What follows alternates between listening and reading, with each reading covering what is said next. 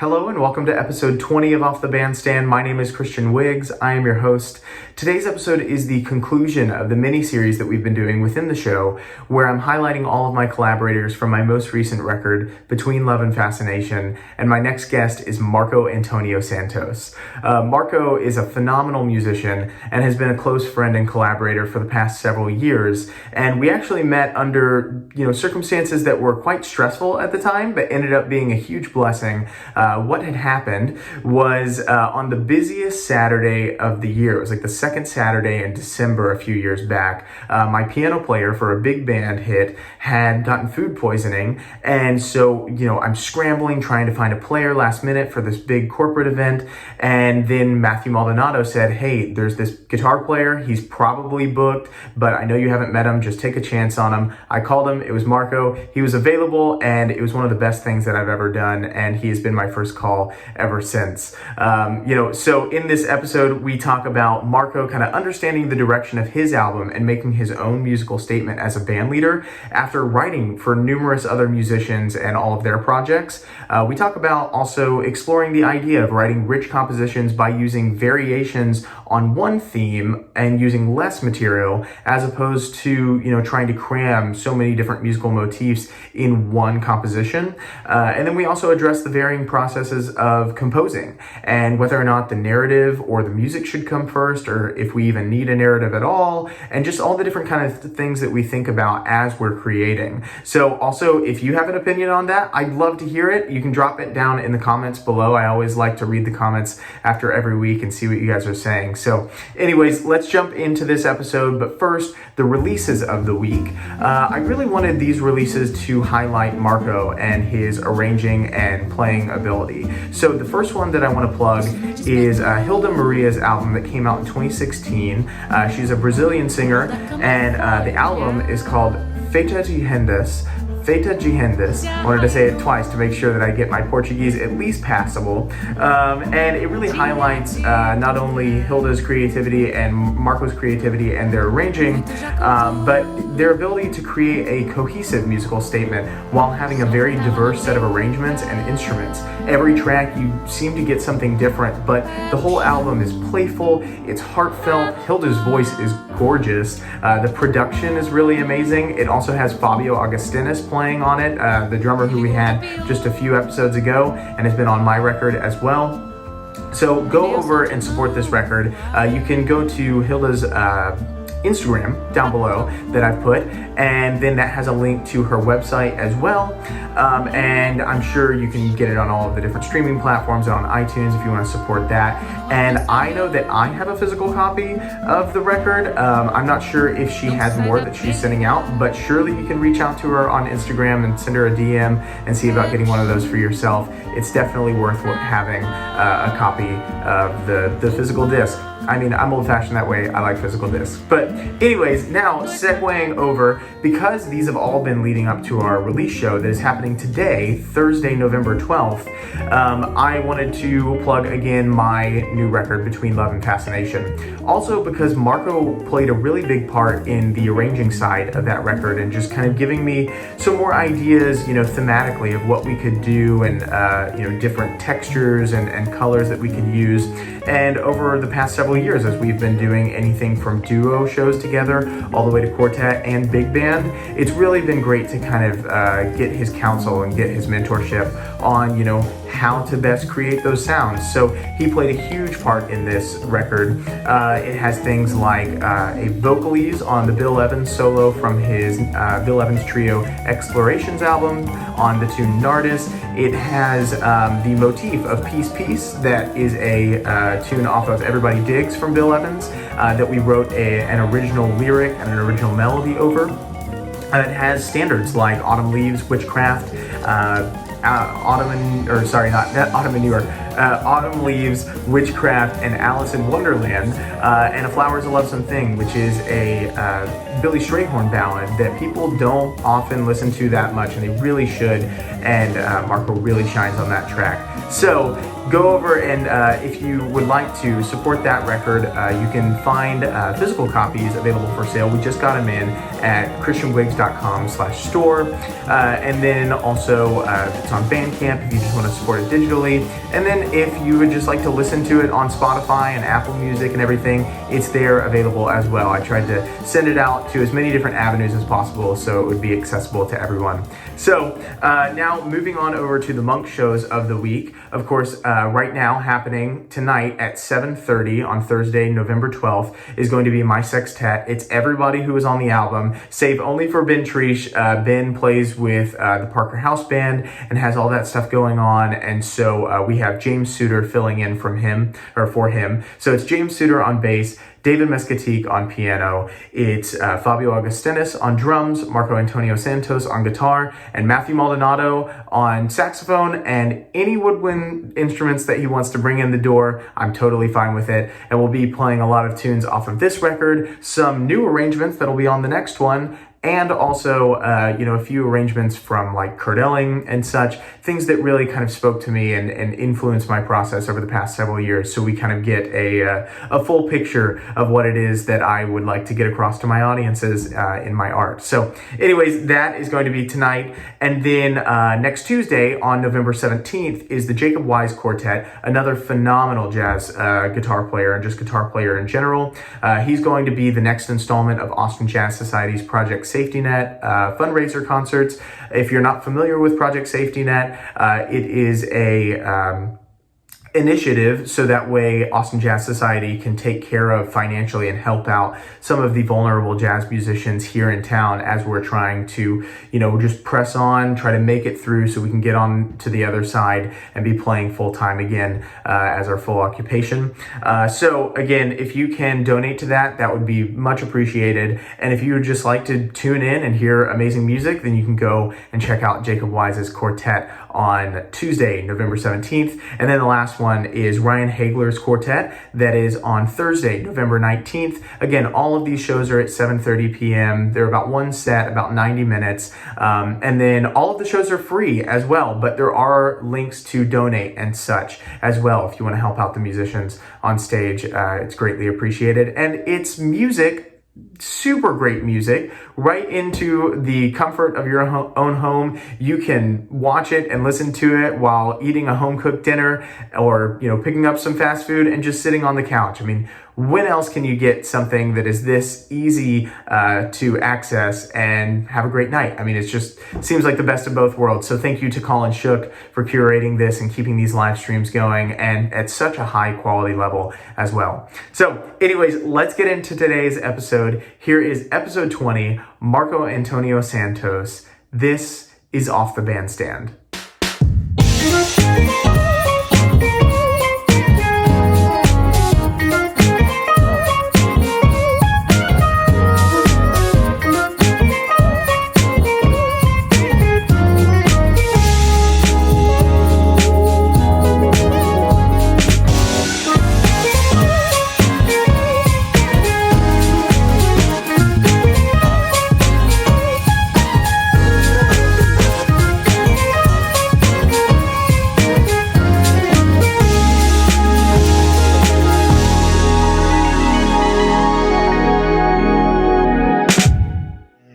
Supposed to be today, now it's going to be next week. Oh, you want to talk to? Okay. Sometimes I'm going to stop because someone is... Okay, say hi, Chu. You here? You say hi. Say hi, Chu. Oh, sure. The honorable guest. Guest number 20.5. That happens every time that I speak like to the computer or on teaching or something like this. She thinks that's with her, that I'm talking to her. Because she can't see anybody. So she comes to... she thinks that I'm trying to give attention. I don't know. Yeah, just coming to hang out. Yeah. Yeah, man. That's it. That was today. Well, what do you fill your days with? Like, what's been going on? Because we text and we kind of like touch base, but I don't know what the day-to-day looks like for a lot of you guys. Man, UT takes some of my time. Right. Not too much because of assignments. I'm having like not a crazy semester. Mhm. Uh, as a TA, I don't have a really. I have a fun job. It's fine. I'm kind of working for my composition professor. So sometimes I do some stuff to him, but it's not every week, it's not every time. I need to watch his lesson, be there, just if something happens, I'm there. Uh, I'm writing. I'm Yeah. trying to write some stuff for myself right now, and gigs coming back and students. Yeah, that's pretty much what's happening, man. Yeah. Were you And able to were you teaching private lessons before pandemic hit? man, there was a fun thing. I had some students, and then I started gigging too much. Mhm. I was gigging almost like almost every day, and then I stopped teaching. I was like, I need to choose something because Right. I mean, it's good to take a shower, to sleep, to eat. It's fun sometimes. And I was like, okay, I need to prioritize something, and then I stopped teaching. And then COVID came, Mm. and then COVID made me a question. Yeah. How are you gonna get your students again? Because you need them right now. So I thought, COVID, you're right, baby. Yeah. And then yeah, I was able to get some students back and find some new ones. And now I'm hold on. Even I'm coming back to gigs. I still teaching my private students. I just don't want too much students because I think it takes the quality of my teaching if I have too much students. You Right. know what I mean? I like to have some of them, and that's fine. Yeah, that's something that people don't talk about that much. And like, even though, certainly it's not that we're giving any less attention to students like intentionally, but you think about some of these people who go into the schools, like in public school, like independent school districts, and they pick up like, I don't know, 50 students and they see them weekly. It's like, you can only give so much out before maybe you're giving the same like quality of information every single time, but you almost feel like you're not. You feel like you're repeating yourself because it's almost like a curriculum, yes, but there is a point of diminishing returns of having too many. Yeah, I think that is something personal too. Like, depends of the person. Some person are really built to have a lot of students. They do that well. But like I told you, it's hard to have a lot of students and a lot of gigs and if you have too much of you can have too much of everything, right? Right. So since I'm playing a lot, it's better for me to not have too many students, especially because the way that I have students, I'm not a person that, okay, your lessons 2 to 3 and that's done. Mm. Usually my students talk to me and I record something for them. So I like to have some, I know that I have some time for them, not only in the lesson, but a little after the lesson or before the lesson, stuff like this. So Yeah. yeah, for me it works like this. I when I was in São Paulo, I had a lot of students. Like But what's a a lot? lot of for me it was a lot. Sure. What's a lot? A lot of students. How many students I had? Like 20 something, but I was driving to them. Oh, whoa. Okay, so they weren't coming to you. And You and were. and, and, and let's remember that's São Paulo. That's not Austin. Okay. Driving in São Paulo is like you have students from São Marcos to Round Rock. You know, Okay. Yeah. yeah, and the traffic is insane. So you have 8 students in a day. It's insanely long day. Insanely long day. It's I'm 12 hours of work. I'm sure people are going to be like, oh, this is the most boring, traffic question in the world. But I am curious, whenever you say like with the traffic in Sao Paulo, are the drivers like friendlier or more reckless in Sao Paulo than they are in Austin? Because Austin drivers can be a little reckless, but like Houston drivers are like out for blood, man. Austin for me is totally fine. Yeah. São Paulo is okay. I think São Paulo, because the traffic it's so insane. Yeah. People kind of learned to not be too crazy because you can't run in São Paulo. You don't have space to run. Okay, you're gonna buy a Ferrari. You're gonna where? There's a car in front of you, one in the back of you, one on your side. It's different. Like after leaving here, when was this? Like 2 years ago, I went back there, and I drove there, and it was way harder to drive there because I was used it before. I'm not used it again anymore. Sure. The lanes, we drive too close to each other in São Paulo. It's different in here. We have too many motorcycles there, and the motorcycles drive between cars. They don't drive behind you; they drive on your side. So if you want to change lane, you need to look because it's like whoa, whoa, whoa, whoa, whoa, whoa, space.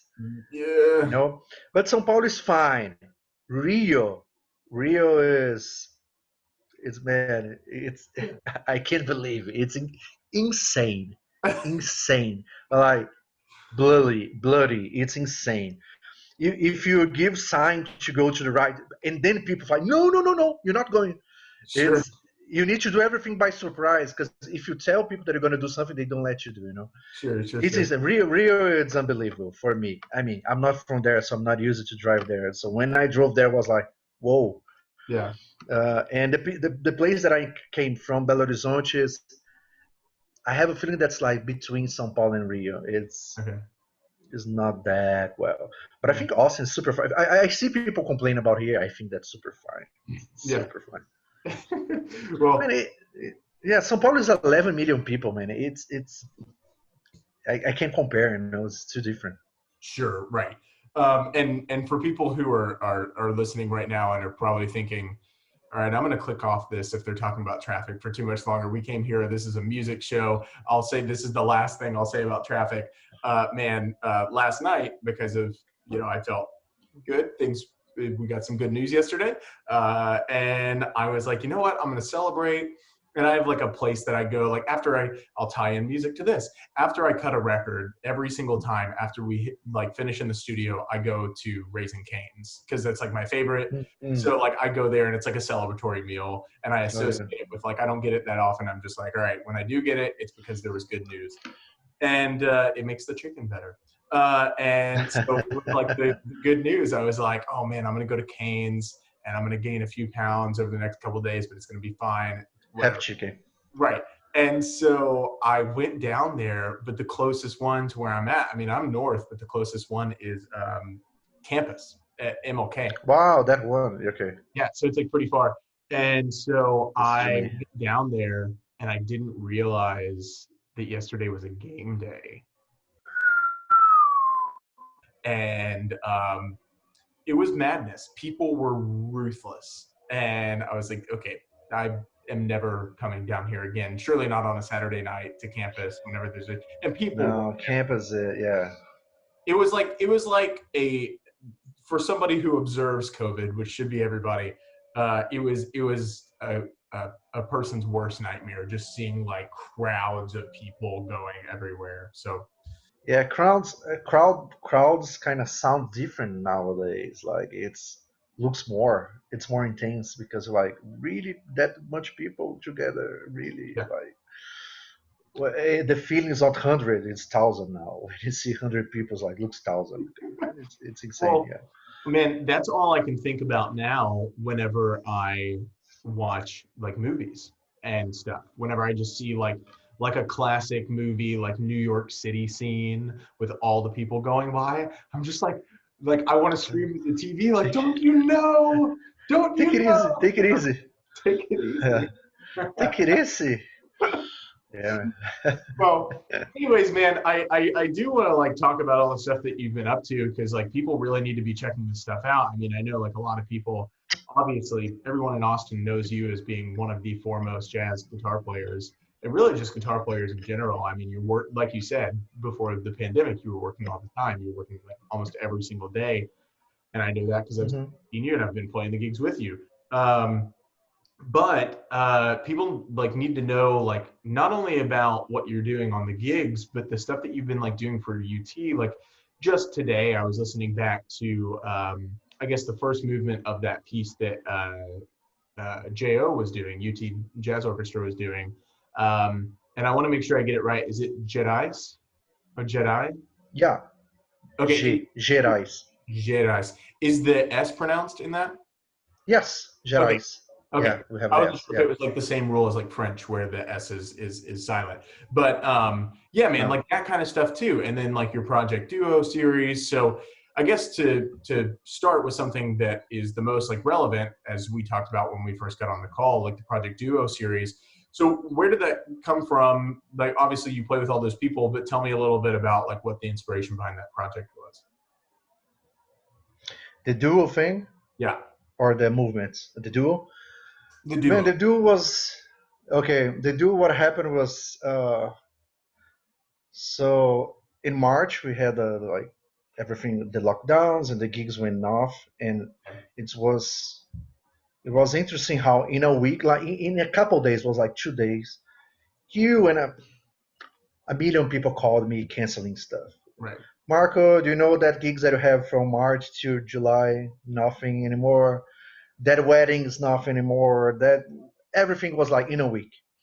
So a week prior, I had gigs and gigs and gigs and gigs, and the next gig had zero. It was Right. like from a lot to zero. That happened for everybody.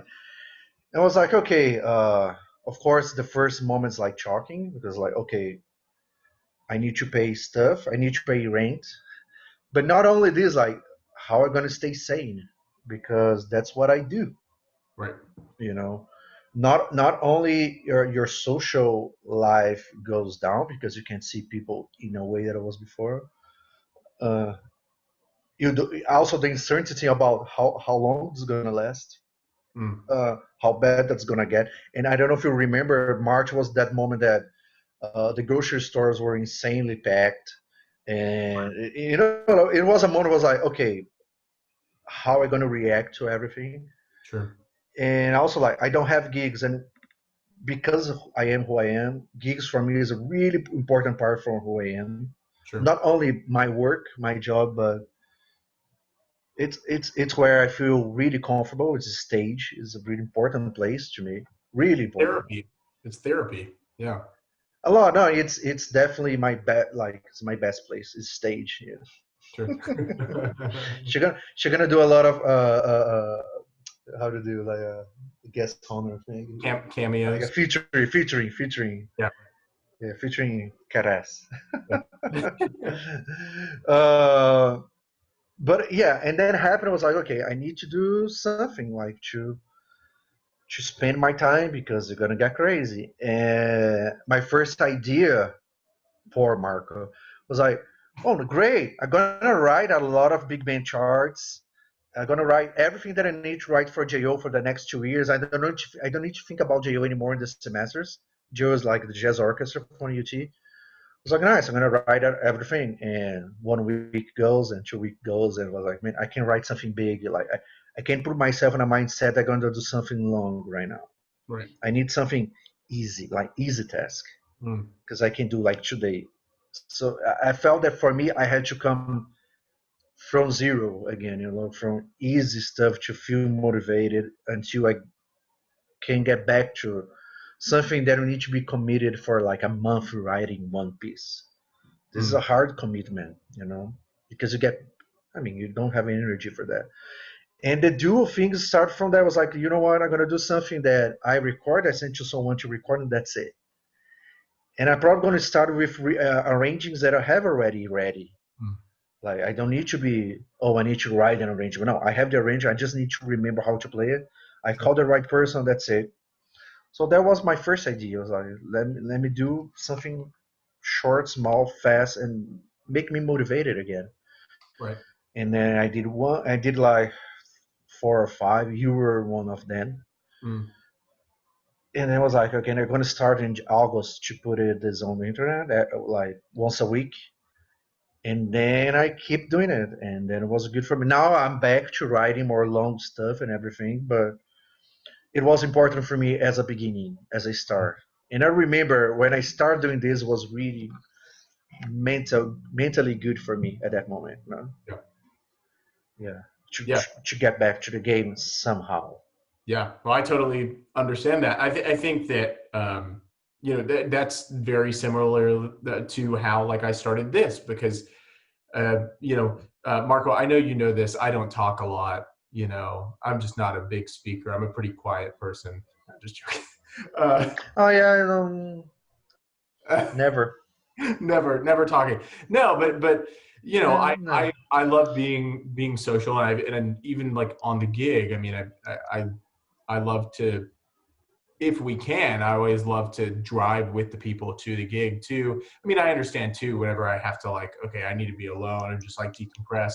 But I like the social aspect because I feel like if the social aspect of the gig is there, the hang, then everything else is going to be there. The music's going to feel a lot better. Yeah, and also because our life, a lot of our best friendships are musicians that play with us. So when you take out of the gigs, you take out that too. It's not only the playing. I agree with you. Yeah. Yeah. And so then I was like, very similarly to how you were like, yeah, I'm going to do this Project Duo thing. I was like, I need a way to stay sane, because for the first month, I mean, I'm mostly an introvert, but it's like that whole thing that people say of like introverted extrovert or extroverted introvert, whatever. Because I love being, having my alone time where I just like play video games, for a few hours and just kind of like zone out a little bit. And then like watching movies, but I also really need that time to be social as well, which our job, like you said, it does a really great job of like keeping us that way, especially as like an MC or a band leader, having to be on the mic. It fits that bill. So Mhm. for the first month, I was like, yeah, this is great. Like I'm fine. I get to finally like take a breath and catch up on things that I wanted to catch up on.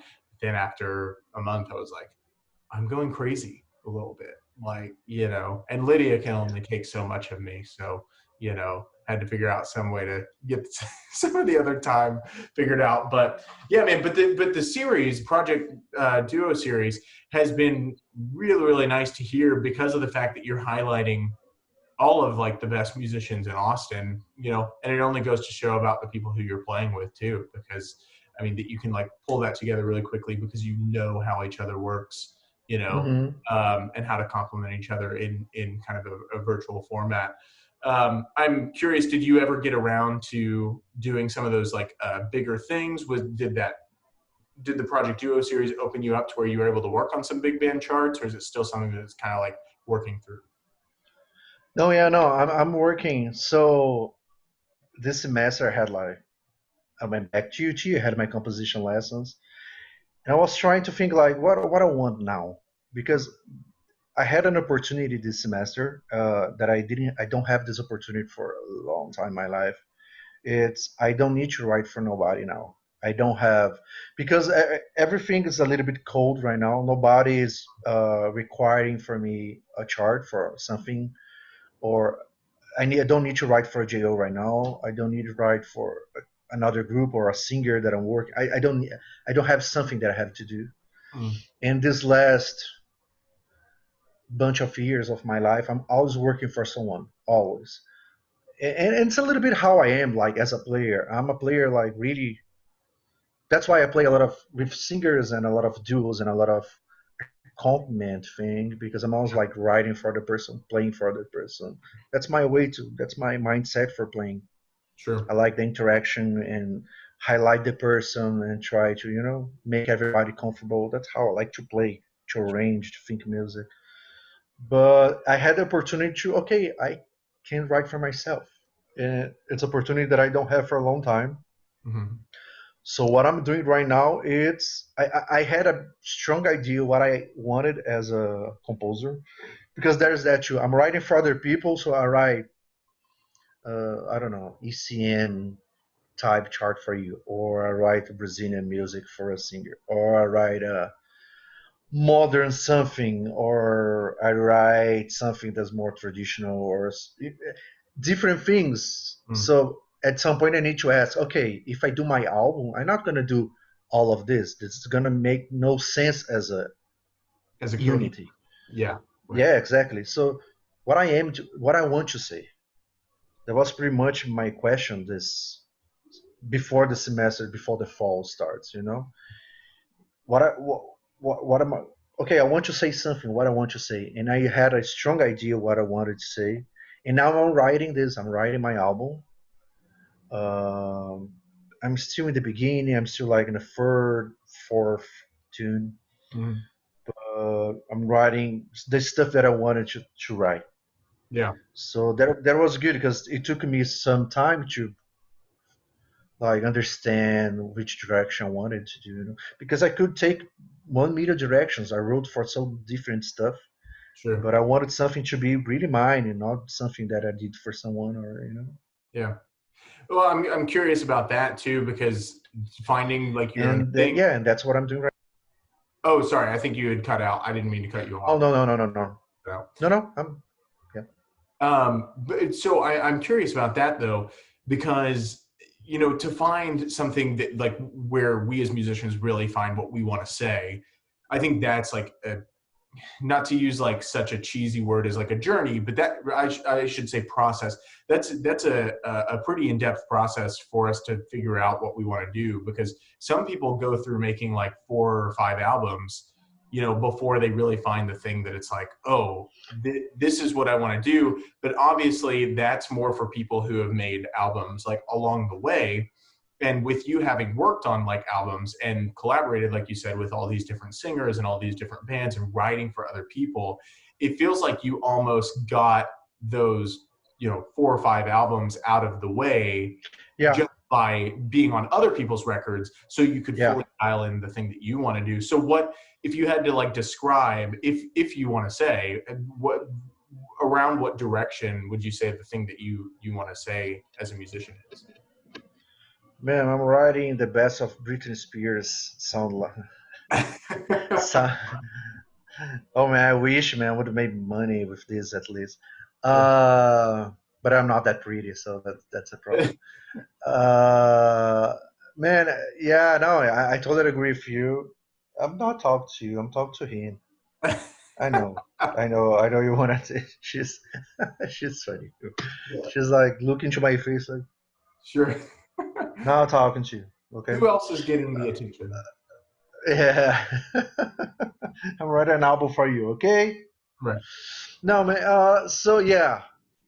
Actually, the idea of the album it's interesting because it was after. Okay, I need to go back in time. When I was in São Paulo, we had this clinic from 2 European guitar players. Mm-hmm. One of them was Jacob Rowe. Actually, I just learned that's Jakob, of course. Yeah. He's Danish. Jakob Bro. And the other guy, I don't remember the name of the other guy. But anyways, and then I went to the workshop. I was like 6, 7 guitar players watching, and it was funny because I could play with the guy. It was so small space because we could have a lot of access. Sure. And then I remember listening to the music of this guy, this Danish guy, Jakob, and I was like, man, this is. I didn't understand too much. It was like, you got an impression, but it didn't get me at that moment. I was like, that's nice, but I don't know what's happening. And then after some time, I started listening to him again and put it together a lot of stuff that I was hearing at that time, like a lot of Havel and Maria Schneider, how I like her music, and I mean a lot of stuff from Piazzolla. And I was like listening to different stuff. I was like, man, that's like Jakob's doing something that I can go to this direction. His music is really about it's a lot about variation. Yeah. Usually his themes are really short, like 4 bars is enough for him. And really, 4 bars is enough for him. And it's that thing. It's the music that came from Paul Motion or Bill Frisell. So it's about everybody has a lot of space to do whatever they want, and you have like a 10-minute music that the material is this size, but the variation and where they go and they have arrival points in the music. And I think that was really interesting about nice. I like this thing about not having too much material because I'm usually writing a lot of material. For example, Maria Schneider thing, like you have 10 minutes of music, but her music goes from here to there, from A to Z. Yeah. And it's an incredible journey. And his music is just but how you can make A interesting enough to be long and to to give you a lot of sensation and a lot of story. And then I was like, okay, I want this thing about less material, not too much heavy writing in the melodic harmonic material, but my thing is about the elaboration of that and the liberties that I give to my group. So I'm writing for trio, guitar trio, plus a quartet. So sometimes a string quartet, sometimes a woodwinds quartet. Yeah. So that's my big job, because the trio thing I usually write like this. Okay, that's the trio. Right. Now I'm gonna write a string quartet over this, and you need to make this interesting enough to having the string quartet there. Right. I can call 4 string players and just give like long notes to them. They're gonna give the bow on my head. So and the music is gonna be boring as hell, because since I don't have too much material, the elaboration is the most important thing. So that's pretty much it's challenging, because I need to write for them and always be imagining the trio making the music grow to somewhere else, even not having too much stuff, like really having stuff go to A to Z, like I told you. Right. So that's what I'm writing, and the album is about silence, about different meanings of silence. So it's the silence of the grief, is the silence of the who really. She's gonna do this all the time. Yeah, so the silence about who has the power and see the problems and keep silence. The silence of when you can't breathe, and you know what I'm talking about. So I'm writing something thinking about that episode of George Floyd. So this kind of silence that they make you silence. The silence of introspection. The silence of just looking to something, and you know what I mean, when you look to art or something like this kind of silence, like an awe, like being in awe, or is that true? Yeah. So I'm writing one tune for each kind of silence that I think that reflects on my life, something like this, especially in a moment that COVID make us a little bit more silent. So I'm writing about a lot this, you know. Yeah, that sounds incredibly charged, man. It sounds like it with something like silence, you almost think that that's like not lacking in energy, but by any negative sort of theme. But when you think of silence and the observance of silence, you almost think that that's something that's a little bit more relaxed. But the themes that you are talking about kind of play this really amazing yin and yang, where it's like silence should be relaxing and tranquil, yet silence in different contexts can be haunting and heavy, and very heavy. Yeah, for sure. Yeah, because the silence, it's something that when you're extremely uncomfortable, that can bring you silence, and when you are extremely comfortable, that can bring you silence. Like when you have someone in your life that you are incredibly comfortable, it's a moment that you can be in silence and be comfortable with that. You don't have a need to speak. So yeah, you can go both ways with silence. I'm kind of trying to work off this different meanings and different ideas. And of course, the music has more briefing, and I'm trying to not have too much busy stuff and everything. It's about space, about science. I have moments that the music has like I think about a lot of size and space and length and density and this kind of stuff. Yeah, you know, that's really interesting too, because would you say that the music is more of music that's more of an art piece that you would hear in a concert setting, as opposed to would you say it works better in a concert hall if it was performed live, as opposed to maybe a club setting, even if it's a listening room? Yes, I agree. It's a little bit. It's hard for me to be labeling, because it's just myself saying something, but it's a little bit you bringing the jazz music, and the jazz, I'm not saying about the tradition of the swing or the bebop. I'm saying jazz as like a way to do music. You know Yeah, what I mean? absolutely. That's the moment when I say that count bass is jazz. I say that Victor Marsalis is jazz, but I say that Pat Metheny is jazz is another thing. And when I say that Milton Nascimento can be jazz, of course it's not jazz Sure. in a traditional way, but jazz just as the spirit of improvisation and Mm, freedom to the musicians and this things sure. this detail from jazz, not the blues thing. Yeah. It's just the spirit of making jazz. With chamber music, yes, it's kind of conciliation of both words a little bit. And yes, it's a little bit more museum like than club like. Yes, Mm, I agree with you. And I have this idea to try to bring some different uh, arts and to this music too. So I want to have like texts, like poetry with this mm, together. I really wanted to have like dance with this. So I'm yeah. thinking about some stuff like that too. Yeah. That's Yeah. incredible that you're wanting to incorporate so many mediums into, Yes. yeah, into Yes. one creative idea. And you know, as you were saying, the thing of it's not the blues, not bebop, you know, in that traditional sense of jazz. I don't. I mean, there's certainly traditional jazz. I mean, we call it like trad jazz, right? And a jazz historian could probably, you know, take me, not probably, could definitely take me to school on anything that I say, and I would say, you know what, you're right. I will defer to your judgment.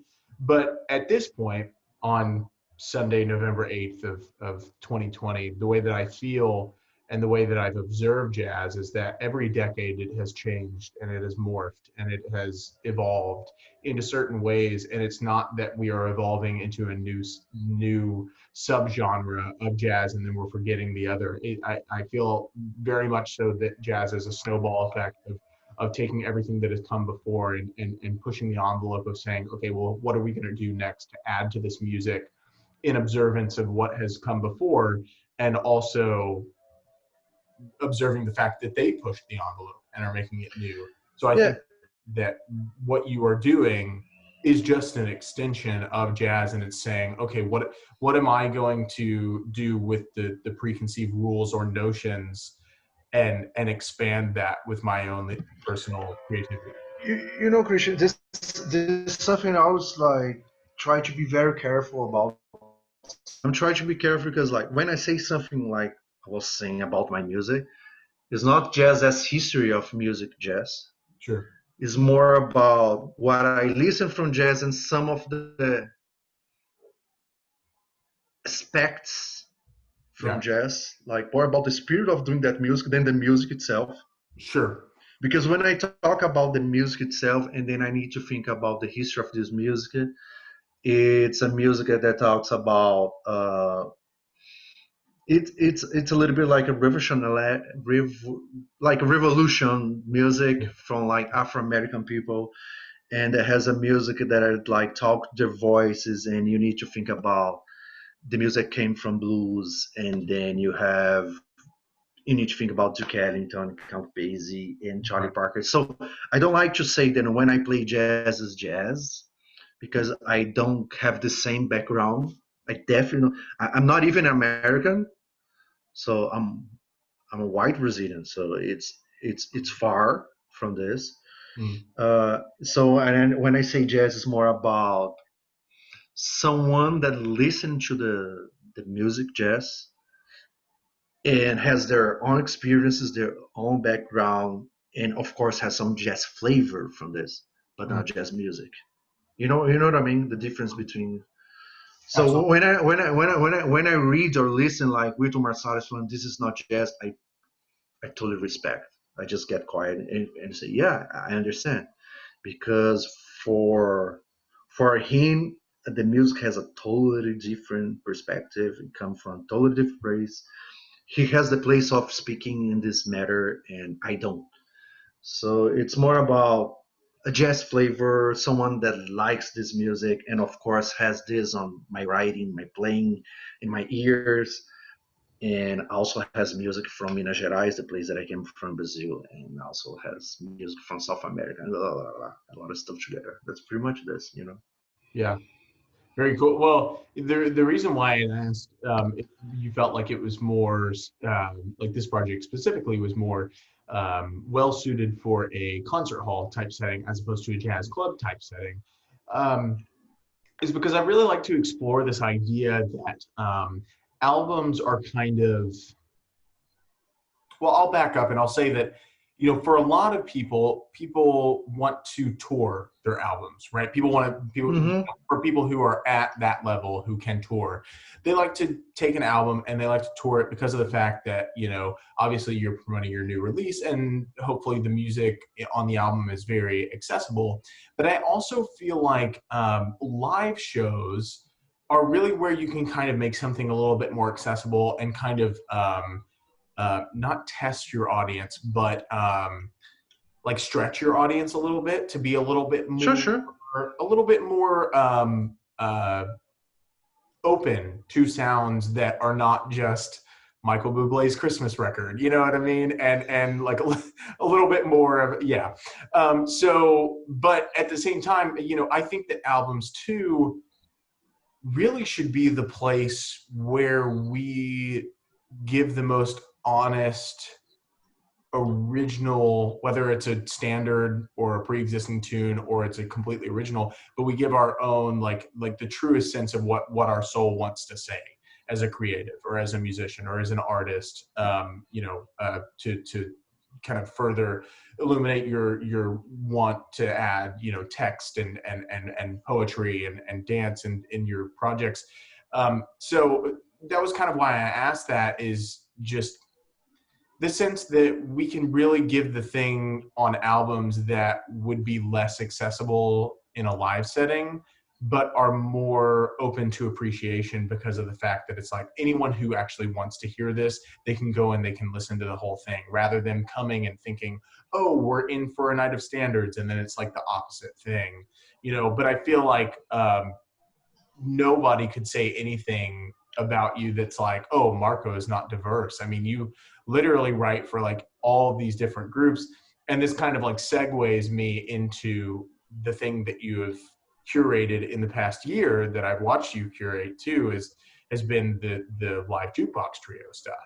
And that Hmm. kind of the opposite end of accessibility, I guess, because people Oh know yeah. these tunes. I mean, it's like instantly people are like, oh, I know this, I like it, it's different. Now I can be more receptive. So did that come from a place where it was like, oh, this is really, really what I want to do? Or were you like, okay, well, how can I make something that still has the creative liberties that I wanted to create with my own original music, but put it to what people want to hear, I guess, if that makes sense. It's interesting. But I have this conversation with my composition professor a lot. There's a disassociation about myself as a player and myself as a composer. Mm-hmm. When I do something like live jukebox trio, and that's like pop and rock and this kind of music, Mm-hmm. I'm not doing that just because like, oh, it's nice, people likes, I can have gigs. I Sure. like doing that thing. You know that I like it. I really like it, and I like pop music. I don't have a problem with this. I know I'm not a guitar player that came from jazz. I started with other stuff, and then I Right. met jazz, and then everything is together here. You Yeah. know, I don't look back to the stuff that I used to listen when I was a teenager and just like, oh, poor music. No, I still think that is important for who I am and everything. But when I was writing, I had to do a decision. I had to make a decision. Like what kind of stuff I want to be writing, because it's not like I'm gonna write an album like this and now I'm just gonna play that. No, it's probably the opposite. I'm gonna write an album and not play too much that. Okay. But I want to. I had to make a decision about an artist as artist, what I want to be as writer. When I put my name, when it's Marco Antonio Santos group, Yeah. what I want this to sound like. Sure. And that was my decision. I wanted to sound like this chamber thing, and I like this. I listen to this kind of music. I write like this. Sometimes not too obvious, but I think a lot about chamber music. as chamber music setting when I'm writing, even for big band or something like this. Yeah. But as a player, man, and it's interesting because this thing that I'm writing, it's very far from how I play. Mm. Because as a player, I'm really way more vigorous, like, and I try to be way more energy and this kind of. I don't know, that's who I am on the stage. But this music, but the writing is not. The guitar is the less important thing in my writing for Yeah. this album. The guitar is just. I'm just. I'm almost the bass player for everybody a little bit. In the sense that I'm holding them place and giving space. That's what I'm doing. Because usually a bass player in a music setting is the person that does a lot of stuff, drives you and everywhere, sets the mood, sets the tempo, sets the sound, sets the groovy, a lot of stuff, sets the dynamics, and it's usually he keeps the things here in the middle, and everybody fluctuates. Yeah, right. You have the drummer fluctuating, the harmony players doing the other stuff, and of course the soloists. And I'm being this person now for this band. Like I'm the person keep like holding the middle ground. Yeah. And my bass player doesn't have too much stuff written, and he doesn't need to be, uh, playing the roots. And now it's like, the harmony go from there. And I'm thinking a lot. There's this album that Frizzell put together like last year, 2 years ago. It's a duo, him and Thomas Morgan, is a bass player that I love. And it's really interesting because Thomas Morgan is not like just ground. He has a lot of like freedom, and I love this. That's what I want from the whole band. And I'm the person taking less freedom. Yeah. So it's different as a player that I'm really risky and all the time conversations kind of stuff. Yeah, that's pretty much what I think. For sure. So I'm curious, like going over to the large works that you've done, like with strings too, which, this is kind of a sub point that I have, but I am really curious before I ask my main question, learning to write for strings. I mean, you yourself are a stringed instrument, but in a different sense than violins, viola, cello. Oh yes, it's another animal. Right, exactly. So, and to my knowledge, I don't know that you are a string player in that sense, or have played around with that, or at least from what I know of you. So how did you, play around with that, not having firsthand knowledge of the instrument yourself and learning how to write for strings? I think learning how to write for strings is the same way to learn how to write for saxophone. Yeah. Or how to write for clarinet, because none of them are my instruments. Right. So definitely listening a lot, checking charts and scores and parts, and see, okay, I'm listening to that. That has a particular sound. How this is written in the paper? Oh, Yeah. there's the two violins and octaves. You have this. Okay, in harmony. Okay, the two violins here and the viola and cello together. Okay, everybody doing like a contrapuntisco thing. Oh, that's another layer. And also the technique is it's studying. You have books, you have internet, you have Google, Right. you have YouTube. I learned a lot from this, man. A lot of like YouTube orchestration channels, and sometimes I just see a guy talking about, okay, I just wrote this for English horn, and just pay attention to English horn, the low note sounds okay, got the sound how it goes. Oh, he needs to breathe, like it's an instrument that you can play a lot without breathing. It's an instrument that can do too much. It's an agile instrument. It's not an agile instrument. When you play forte, the sound changes, because that's the thing. Dynamic is not only being loud and piano, it's also tone. You have a different tone, like you're a singer, that if you sing loud, your voice changes than when you sing whispering. Sure. The quality of the sound, not only the loudness, but the quality change. So you kind of need to be listening, checking, studying, and learning. And of course, I have professors, and I had before, and you learn. You ask the players. I do this all the time, all the time. Like I just wrote something for English horn, and I sent to the player, "Hey man, what do you think about it?" Yeah. Oh, Mark, blah, blah, blah. And I wrote something. This happened to me last week. I wrote 2 weeks ago. I wrote something really high for violin, like insanely high. I was Yeah. like, I don't believe this. And I sent to Corina as a friend, like violin player, and she recorded. And player was like, "Oh no, that's nice. That's great. It's doable." So yeah, you ask players, and it's fine, you know. Yeah, that's really great to know, and good to keep in mind. I mean, it all seems like very intuitive, right? It's like, oh yeah, just like, you know, learn what the parameters of that instrument is. But sometimes, I mean, it can be a little easier said than done, you know, because then you try to write for something, you know. I can't tell you how many times I've tried to go, you know, to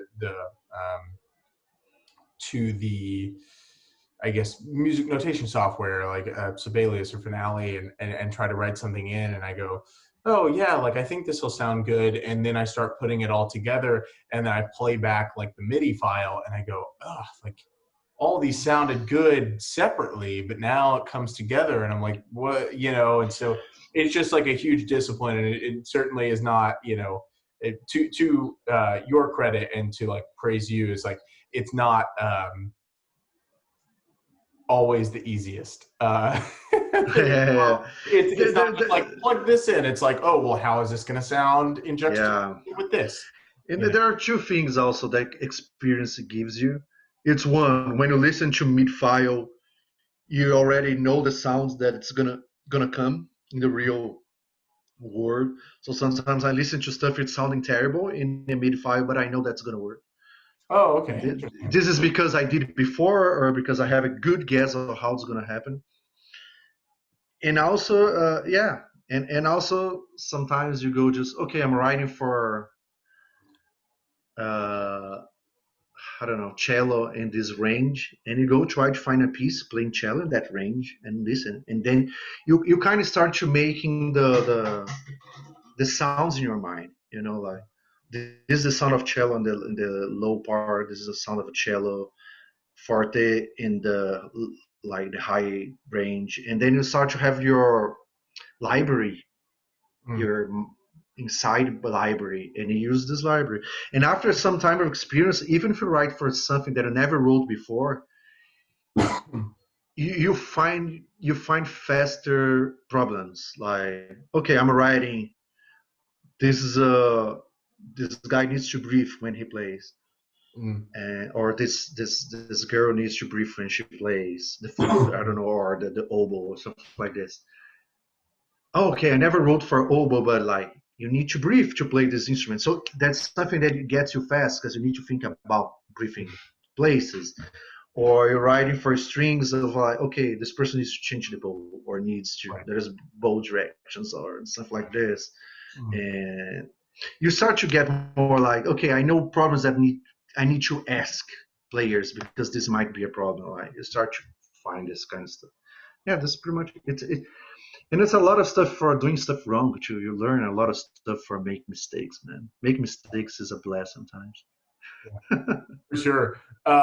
Well, going back, like I guess backwards a little bit, I usually ask people pretty early on, like what it was like coming up and when they got into music, and what that looked like.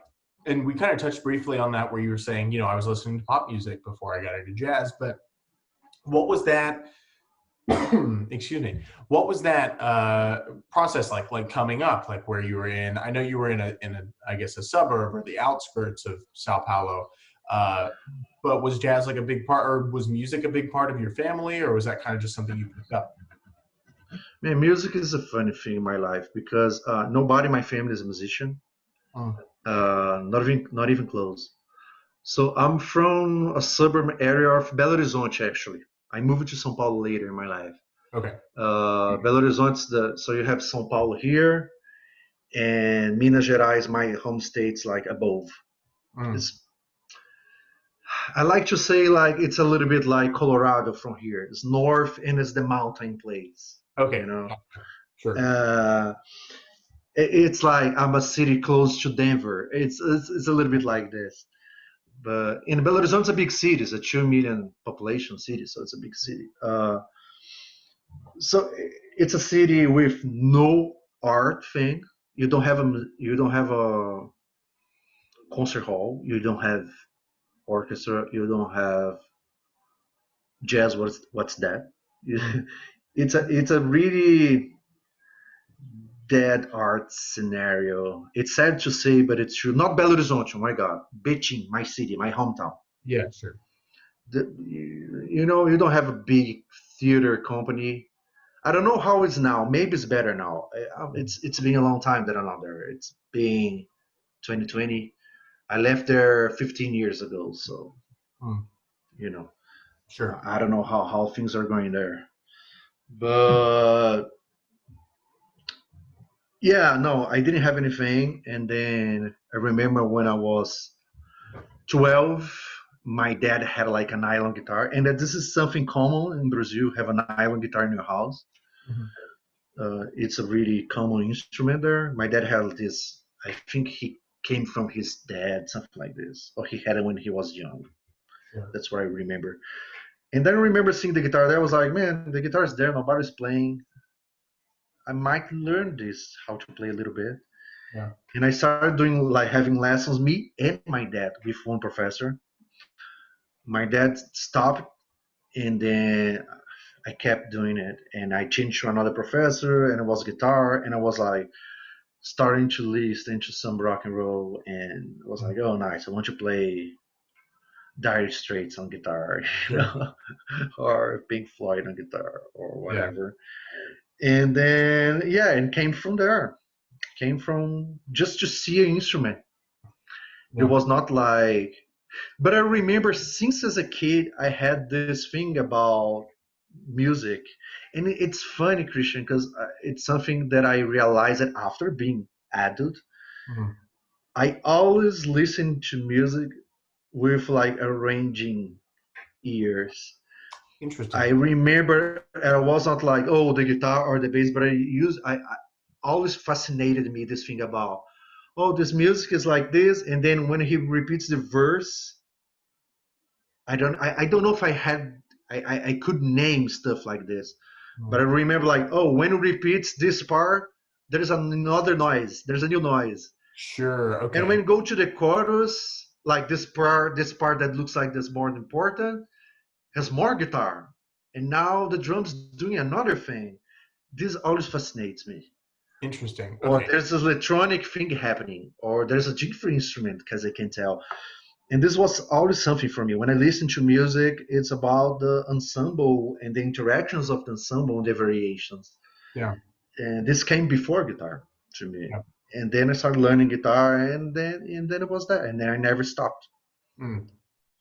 You know, that leads me into, I had forgot to have a follow-up to because I had asked you about the arranging of strings, and that was just a precursor to the main question. And I'm glad that you brought that up, that you were always listening with an arranging ear, because the main question I was going to ask was on the piece that was that first movement, Gerais. There's just so many textures and so many sounds, and it, with pieces like that, and obviously with your influences like Maria Schneider, it feels like there is an entire universe that is being created, like before your eyes and before your ears, right? So how do you take that with your ear, like being younger and always thinking about, okay, oh, now they're adding something new. Oh, they've done something to the melody here or the harmony here to make something different. For writing for a big band and also string quartet or whatever, ensemble that you're writing for, do you start with just the simplest amount of things and then you're like, okay, well, let me think about this instrument. Oh, what could sound cool here? Or do you have, at least in some preliminary sense, an idea of this kind of massive soundscape that you want to create when you're writing a big band chart? My process is it's completely crazy, because everything that I write is a different process. I never follow the same. I have some ideas, but I never have the same system. Usually it starts with a musical idea that I have. And if you see my writing, the first thing that I do is not with the guitar. Man, I don't have something close to me I could show you. Usually I have some notebooks. I write text a lot, but a lot. Sure. Like, A, I'm thinking about this. And sometimes it's musical, sometimes like the A section, I want something that comes from woodwinds to something like this kind of harmony. And I do like these chords that I already wrote. And then, okay, I get the guitar and play a little bit. Okay, I want this. I have an idea for melody. But letter B, I want something that goes to a pedal. And letter C, this. And letter D, I want more air. I don't know what's air, but when I'm writing, I know. And sometimes I write poetry for like in the C, I want something that reflects this that I'm writing right now. And then the letter D, it's about I don't know, featuring this instrument. Sure. And letter F is more about waves, and it's more sand. I have some words when I'm writing that helps my imagination, that talks to me, and it's if I show you, it doesn't make too much sense. But I write a lot, and I write even like phrases, not like writing music. Yeah. It's writing words, and it's pages and pages and pages and pages. And another thing that I do is cell phone with a voice recorder. Mm-hmm.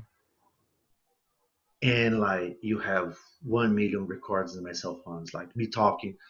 Marco, think about this. I talk to myself. It's crazy. Yeah, right. Marco, think about this and this and this. When you go to the beat, this kind of stuff, and go. You have a lot of me having ideas, myself having ideas. Yeah.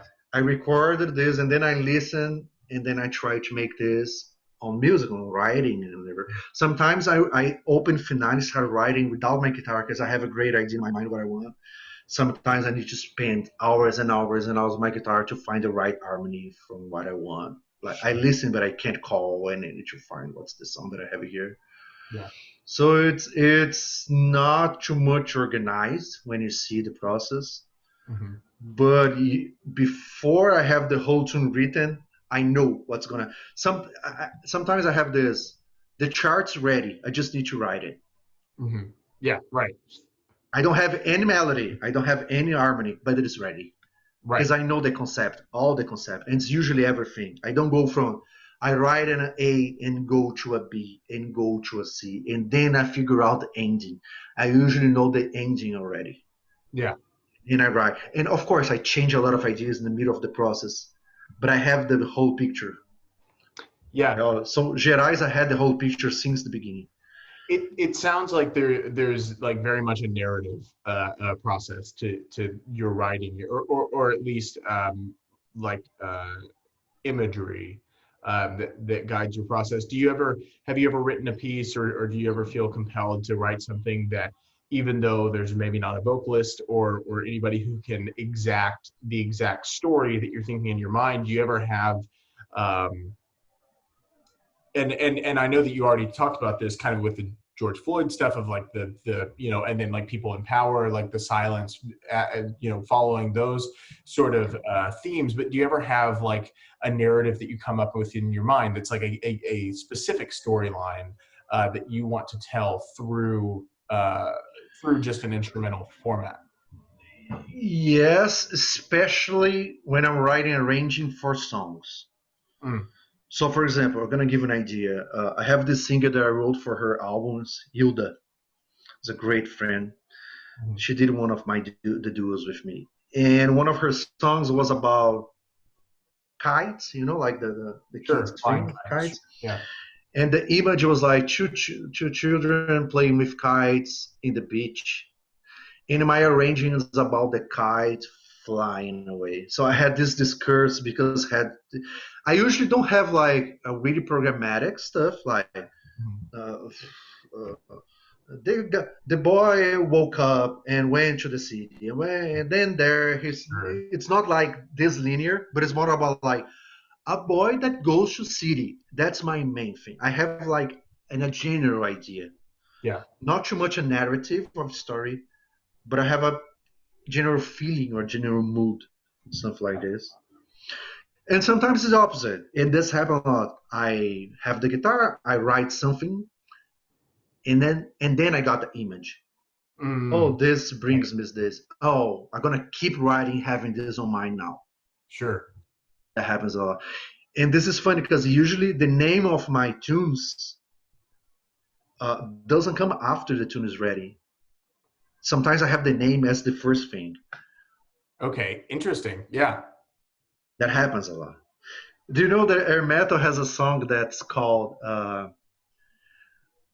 Music is Like Children? We first make it and then we name it.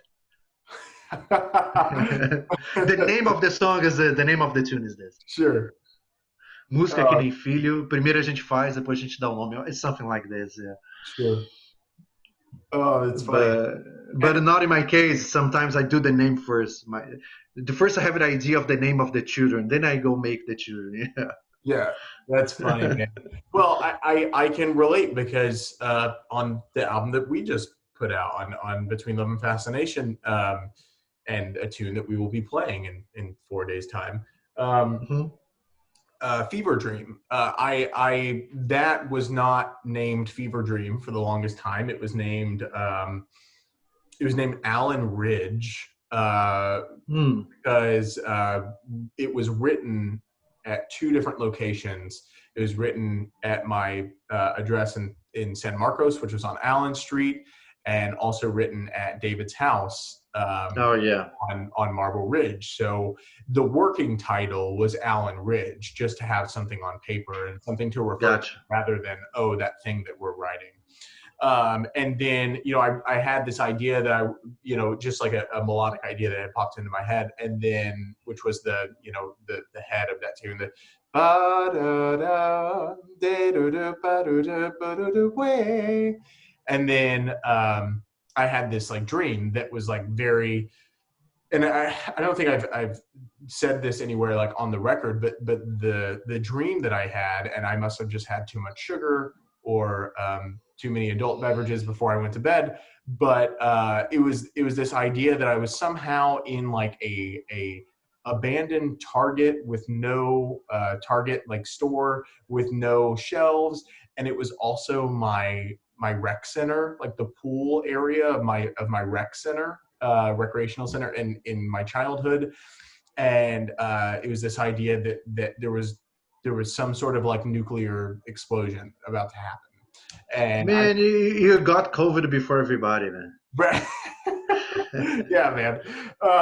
But like the idea, like it was that, I was in this like nuclear explosion, and it was like Groundhog's Day. The dream, what would happen was everyone was scurrying to try to find, cover. And there was the back of the store farthest away from the doors, or there was this bunker, like a bomb shelter.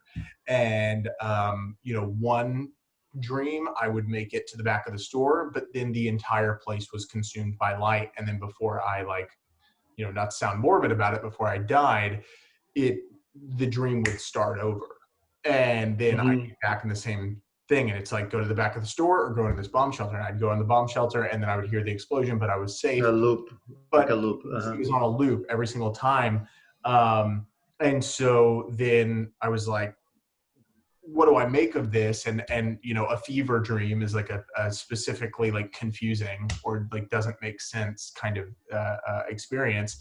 So I was like, okay, well, let's call it that. And then, the whole thing of, endless dreams, nighttime beams, radiant glow illuminates the scene. Like those lyrics were very much, but I had no idea what I was going to write the lyrics about. I mean, it was like, what am I going to do with a motif that I had written that's so repetitive? It's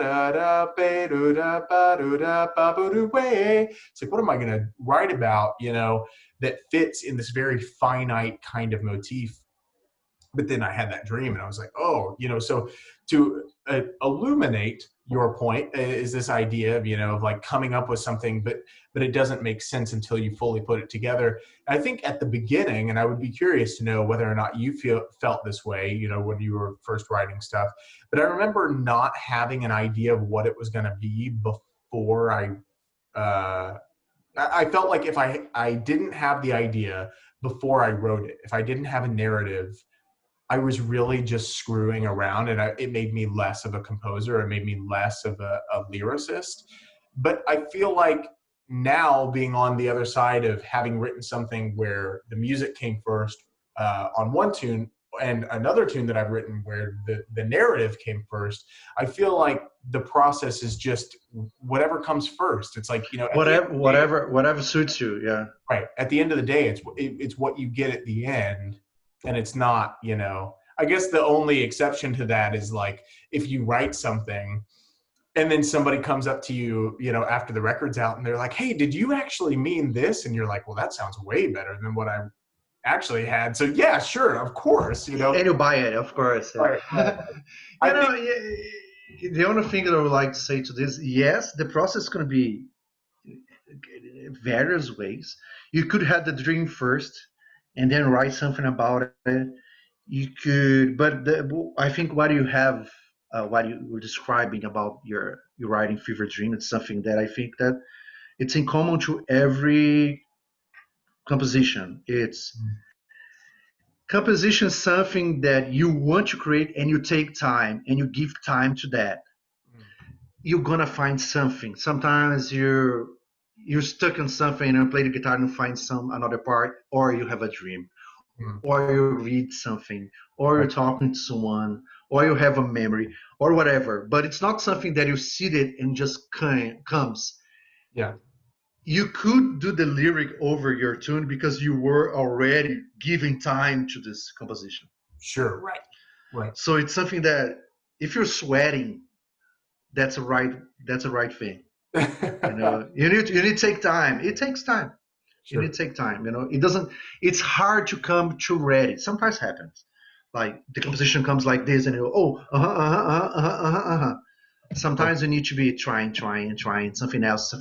This lyrics doesn't work. This lyrics doesn't work. This doesn't work. Oh, this the one. Yeah. Yeah, for sure. Well, man, I want to ask a few questions. I also want to be respectful of your time because I'm sure you have UT stuff tomorrow, bright and early, that you probably have to do. But do you have anything that specifically that you want to plug that people can go check out? I know obviously the Project Duo series, but what all do you have to plug? About my work?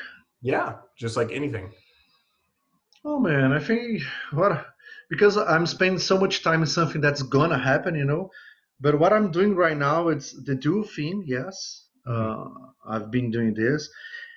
And there are I would say 2 albums that were like the most recent works that I did. Your album, sure. And Catch Cartwright EP that we recorded a little bit after yours. Yeah. After? Yeah, because a little bit after yours in the same studio. Yes. Yeah, you sent me a picture with you and Charlie and Fabio. And I think Charlie had a microphone in his hand. They were like, "Yeah, we got a new singer," or something. Oh yeah, we did. Yeah, of course I did that. Yeah. So I think that's the most recent stuff that I did, like album-wise. And the rest is this. Like I'm putting together some videos on my Instagram and Facebook. I did like a quintet thing that was recently. And the duos, yeah, because I'm spending so much time with something that's gonna happen. So I'm not doing stuff for right now. I'm thinking, some months from now. There was an album that you gave me whenever we were playing Stella on those Wednesdays that has a white cover and it has a female vocalist on it. Oh, that's Hilda that we're talking about. Yeah. Yeah, right. And you said that you did a lot or all of the arrangements on that record, right? I did all but one. All but one. Okay, what's that record so people can go check that out? It's Feita de Rendas, so it's Feita. Okay. Feita. G is DE, Okay. and Rendas is RENDAS. It's Okay. Feita. It's like, I mean, I don't know how to translate this. And Hilda Maria is like Hilda, with H, Sure. Maria. Yeah. It's on Spotify. It's everywhere. It's a great album. She's a great singer. It's almost all her compositions. We have some like 4 of them that's not her stuff, but or sometimes it's her lyrics, but not her composition. But she's writing almost everything. I wrote almost all the range, like I told you, all but one. And it's great because she gave me a lot of liberty, and I could write for. So her album has big band settings and has string quartet and has vocal background and has, I don't know, a lot of different instruments, man. The instrumentation is really interesting. Sure. It's very nice. Yeah, a lot of guitar, like nylons guitars and electric guitar, and a lot of percussion. Fabio did the percussion. A lot of cool. percussion. Yeah, a lot of stuff happening. Yeah. That was his first album, right? This is the first It album. was her debut album. Yeah, she's putting some stuff together now. Yeah. Oh, I was talking about Fabio. I was saying, oh yeah, that was his first time in the studio, right? Man, Fabio had so much albums, man. I know, he's got like 25 credits. Very prolific on this stuff, yeah. And then also with social media, like so people can like follow and like track the Project Duo series. What are your social media things? Oh man, it's musician Marcos, musician dot Marco, my Instagram. I need to check. I don't know. Okay. I'll put it like right down here. Yeah. My Instagram. it's musician dot Marco. Yeah, that's I was right. And musician dot Marco. And my you get both Facebook, you get both music content and you also get Polenko, right? You get Polenko on a lot of I have the dog and the cat there. The dog and the cat, Polenta and Tom. Yeah, I have both there. In my Facebook, man, my Facebook's my name is Marco Antonio Santos. Yeah. Okay. If you see a picture of someone playing guitar, probably is gonna be me. Probably gonna be you. Very good. Well, so the final 2 questions that I always ask everybody is first is if you had a record or a couple records, if you can't narrow it down to one, that is either one of your most influential in your life that you're like, everybody has to go check out this record, or just something that you were listening to this week, what would be that record that everybody should go check out? Wow, this is 3 different things. Yeah, could be. Oh man, I have answers. I just need to organize the answers. Sure. I mean, influential. I would say that Sky Blue by Murray Schneider was, and Concert in the Garden. I kind of listened both at the same time. They were really life-changing for me. But more than this, watching her live in New York, it has like a before that and after that for me. But I would say Sky Blue or Concert in the Garden by Mary Schneider. Yeah, man. And there's an album that I'm listening now, that if I can say this one, because it's something that I'm listening now. It's something from my home state that I didn't know, but it's awesome. It's incredible. It's this guy, Nelson Angelo. He's a great composer, guitar player. Okay. And he has this album that's O Pensador, like the thinker. Pensador is like Pensador. Okay. It's incredible. It's incredible stuff. Yeah. Very cool. And then the final question, which I'm not sure if you know what this is, but I am so excited to hear what this one is from you, is we all have gigs from hell where shit just goes way sideways and up the wall, and we're just like, I cannot believe that just happened. And we've had everything from like David's last week was being held hostage by the cartel while playing a gig, and then not getting out until sunrise and having to Holy shit. go straight to a church gig. We've had like Sparky Thomason being shot at, having to drag someone over the bar and, you know, dodge bullets. We've had Mike Sailors at a wedding gig where the band leader was reading the names of the people who he was supposed to announce in, but the one person who he wasn't supposed to say was like the mother of the bride, who he read out loud and said, "Mother of the bride, deceased," on the mic. Oh, man. So just like the craziest stuff happened. So if you can think back, what's like what takes the cake for you, the most insane gig story? I have one already. It came so fast to my mind. It probably is gonna be this one because it was like gig from hell. Was like, I know which one. Oh man, I had good ones, man. Brazil is great for this kind of stuff. You can tell both of them, man. We had a lot of great stuff there, like, but gig from hell is also something that we are good on this. Fabio told you about the Carnival one that he did, right? It's awesome. Yeah. Man, it's great. Okay, for me, it's probably gonna sound not that interesting, but it was really interesting for the moment in my life that I had. So I mean, I'm from Minas, and then I moved to Campinas to do my undergrad. Campinas is in São Paulo State, is 1 hour from São Paulo, and then I moved to São Paulo. That's the biggest city in Brazil. Like, okay, now I'm gonna be a musician, really for real, and blah blah blah. And just moved to São Paulo. Sure. And it's a different game, you know. It's like, oh, I'm from Round Rock, that's close to Austin, and then I moved to Houston, or I don't know, I moved to Chicago, and then I go to New York. Like, I just arrived in New York. That was kind of what happened to me. So I just arrived in São Paulo, and then I had my first gig. I don't know how she found me.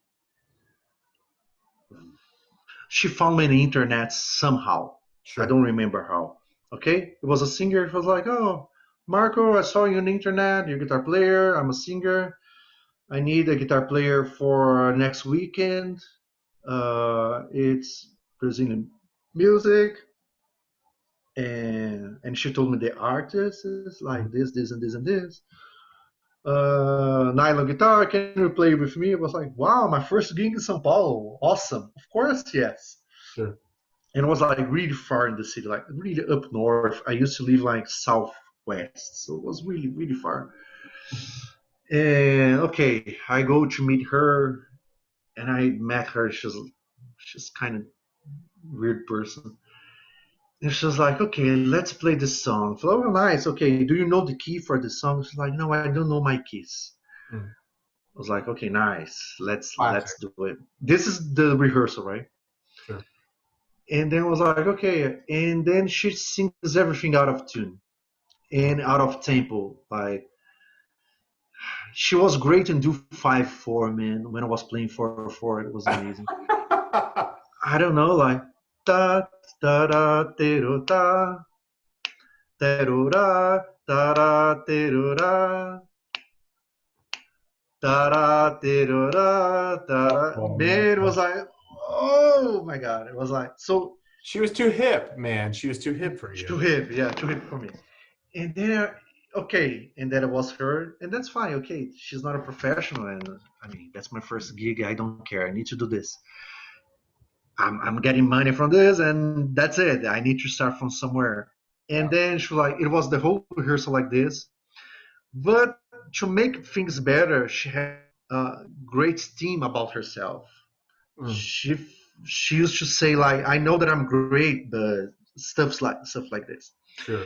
And then one morning I was like, hey, I was trying to be really careful. You're not getting tuned in this song here. You don't want me to change the key. She was like, no, I'm not like every singer that just sings in tune. I do more than this. I bring heart to the song. That's more than singing tune. I was like, okay, whatever you make to make yourself better, you know. And then, okay, and then, man, we went to the gig, and I was already okay. This is gonna be a long night. I will need to be really open to listen to her because I need to be fixing stuff every 4 measures. Oh no. Really. Like, Oh, no. I play here, she comes 1 bar before I need to change. She lost the track, I need to wait and do like ritornello after like ritornello to make her to come back. I need to know the first note of every song to kind of sing to her before she sings because she doesn't remember. Sure. It's not something like I play 1, 6, 2, 5, go. No, she doesn't have this ear, so it's like 1, 6, 2, 5, na na na na na na, and she goes. You know. So it was like, and you can imagine 3 sets, 3 hours a gig. You know. To make things better, now comes the hell. This is not hell. This is something that happens in our lives. And then we got there. There was this guy that went to this table alone, and he like, 1 whiskey. And he was like right in front of us. 2nd whiskey, 3rd, 4th. And I found out he was the husband of the singer. And he was like, baby, sing that one that I love. And she's like, okay, let's do this one that we didn't rehearse. I was like, okay, let's do it. And like 5 whiskey on the 12 glass of whiskey. 12, I remember. He was like, you can imagine how he was like talking loud as hell on the bar. And like, that's my wife singing. Don't sing this one again. And she was like, so I think she was super in love with the guy. So he has to repeat. She repeats. He has to sing something different. She sings something different. And then her daughter got there too. Her daughter was nice. Yeah. And then they were fine. And then she comes to me like we did the gig. Sure. You can imagine how it was hard, how tiring it was. I was like, my God, it was like the hardest gig of my life. Yeah. And my car was at her house. The bar was close to her house, but my car was at her house. Uh-huh. So because she told me that her husband would drive me back to her house. What happened? Her daughter took the key of him and came to me. Marco, I know they just met, but can you drive the car? Because my dad can't do. And he gonna try to get the key from you. Don't let him. I never met the guy. So I had the key with me. Yeah, okay, and there's that. It was like a BMW. And I never drove a automatic car before in my life. Now I have automatic because in the US, almost every car is automatic, right? Yeah. It's not stick. In Brazil, no, everything's manual. Everything's like, it's something new now, but 10 years ago, it was rare to find this. Sure. So I never drove. It's really weird when you never drive this kind of car because I didn't know how to do it. And then the valet brought the car and he was like, let me drive. I was like, no, I can drive. No, you let me drive. He was getting kind of aggressive towards me. And his wife was like trying, like the singer was like, no, let him drive. I was like, my God, what a situation. After this gig, okay, I drove everybody home. And and I had to put the car in the garage, his car in the garage. Yeah. He left the car with his wife to go to the room because he was really insanely drunk. Yeah. And her daughter stayed in the car with me to show me where was the garage parking and everything. Mm-hmm. And I was like really afraid. My God, this car is really expensive, like new BMW, blah, blah, blah, blah, blah. Because this is a German car in Brazil. We don't have too much a BMW. Sure. I was like, okay, let's drive this. And then I was like driving. I need to do reverse. When I was doing the reverse, to just listen, I sound like. I was like, what was that? And she was like, oh my God. And she went outside the car. Something just risked the car, like a really big risk in the car. Because something was on the floor. I couldn't see, like a metal. And I was like. Attached the whole side of the car? Yes. Ooh. I was like, man, I just want to go home. And then she saw, but that's the thing. And she came to me, Marco, my dad's too crazy. He's not going to remember anything. It's not your fault. It's his fault. Go home. I'm going to take care of this. And and it was 2 gigs. The next day I had another gig with her. It was the same hell. And nobody said anything to me. And I came to the daughter and was like, hey, what happened? She was like, it was so crazy. I took my nail polish, like my black one, because the car was black. I painted the car. He didn't notice. He's gonna notice this like in a month. He's not gonna remember it was you. Go home and let's not talk about this. Oh my So that God. was my gig from hell, man. My long night. Oh, damn, man. I mean, you could have stopped at the whole thing of just like this dude being drunk and like all of that. Like, that's a gig from hell alone. But then, like, the idea that you are being held hostage, that you have to, like, all you want to do is just get the home, you know? Totally, man. Now, and having a whole gig with someone like, I'm gonna say in Portuguese because you're gonna understand that rhymes, okay? She says Yeah. like, eu não canto, eu encanto. It means I don't sing, I make people enchanted. It's something like this. So she doesn't. She like I don't sing in tune. I don't sing in the tempo because I'm different. I do something else. I was like, bullshit, you know. And that made my every 100% of the songs was me reharmonizing to kind of make her voice sound better and trying to have different sizes of harmony thing to make her tempo goes well. So it was like Well, really tiring, really well, tiring. It was really hard. actually, what you didn't know then, but I can tell you now, is that she was just singing Thomas Wayne Linsky arrangements, where he just changes the key every 3 or 4 bars. You know, that's what she was doing. But she was changing the keys without telling me, you know. That's the Yeah, problem. right. And I think there's something between the C and the C sharp that she nails. She's good on that. You know, Well, there's something there. she was hip to Jacob Collier before. She was quadrotonal. Yeah, she was way before. Yeah, I probably didn't understand her music. That's what happened.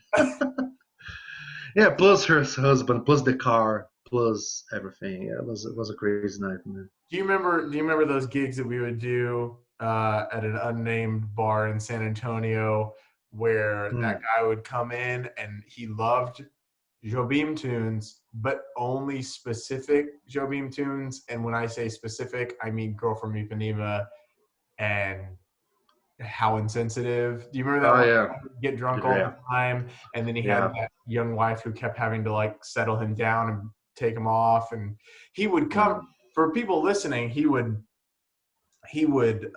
sit at the bar that was like pretty close to us, and he would just keep requesting these tunes.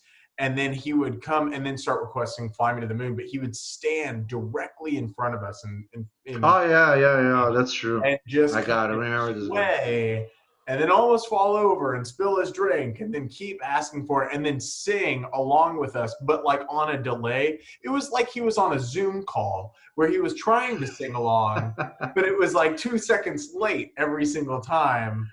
Well, what I figure is, I mean, if the person is tipping well, I'm fine with drunk people, you know? If not, they're not touching my instrument. But tip us. Right. Just tip us. Just tip us to the right to be drunk and annoying us. Right. Just that. Oh man, do you remember that duo gig that we did also in San Antonio, right down the road at that really nice hotel?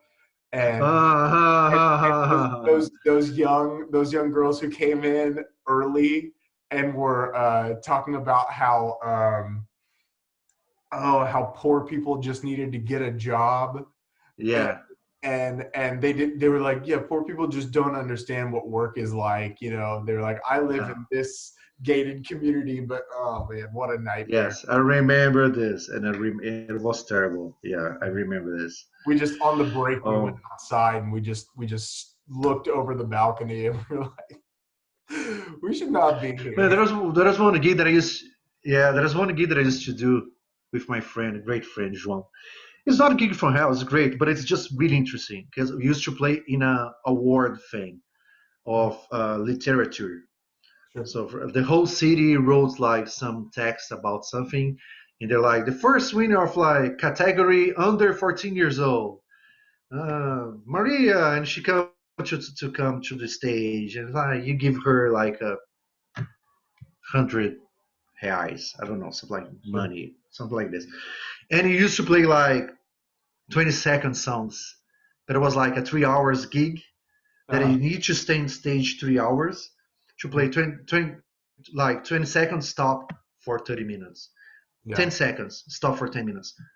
One song, one entire song, stop for 15 minutes. So it was like and we had to stay there because we didn't know when everything was coming, you know. Sure. So that happened. I have a good one with Fabio too. That we were playing with a chorus, and the conductor. I'm gonna do this rock choral thing, and like we're gonna play some rock music if you guys, or like some Brazilian music if you guys playing. This was the Brazilian one. It was before the rock. So we're gonna play, I don't know, for example, Jobim with this chorus, like singing all the voices, and you guys playing the chords and everything. But she didn't have mic, and they were not professional, so their voice were not like really strong. So we had to play insanely quietly, Okay, and then we had the rehearsal. I was playing my hollow body guitar, like with my amplifier. It was like, can the guitar goes like a little bit lower? I was like, okay, it was like insanely lower. I couldn't listen to my strings. I was like, okay, I bring it down. Okay, let's see. Can the guitar be lower? I was like, and then I was like, and I brought down. Can the guitar be lower? And I turned off the amplifier and stopped playing. She says, can the guitar be lower? I was like, I'm not playing. Oh, you weren't even playing? I was not playing. I'm not playing. She's like, oh, sorry. Oh, I was not playing, but man, that was terrible too. I was like, I'm not playing. What do we say? We need to have like another episode where we just have everybody who's been a guest just tell all of their gigs from house. All the stories, man. Yeah, we can have a lot of stories, definitely. Just give them like 15 minutes each and be like, all right, and go. It'll be a 10-part series. Oh man. Well, can Mark, be a contest. Thank you so much for being on, and I'll see you in 3 or 4 days. And everybody check out the live stream at Monk's. In the intro, but Marco will play all of the tastiest licks for you. No, we'll play a lot of great tunes, and everybody go check out Marco's Project Duo series. Check out his Instagram, musician.marco, and yeah. Thanks again for Thank you, man. Yeah, and Monks has like something to say. Great sound, great video. Yeah, that's nice to watch stuff from there. Oh yeah, and then shout out to Colin. Yeah, Colin just moved in a brand new Steinway to well, I guess not a brand new Steinway, but new to the shop. You know, I think it's like a Steinway M or something like that. I don't play piano. I don't care. I'm just kidding. We have a piano player in the group. That's nice. Well, here's what we're gonna do. We're gonna tell David to take the night off, and then somebody's gonna put in the comment section, could the piano be softer? Could you just make it be softer? Can it be softer, please? Cool. No, that's a guitar thing, man. That's a guitar thing. Yeah. Oh well, Marco, again, thank you so much, and I'll see you soon. And stay safe. Sure, man. Thank you. Bye bye. All right, bye. Have a good night. You too. Yeah.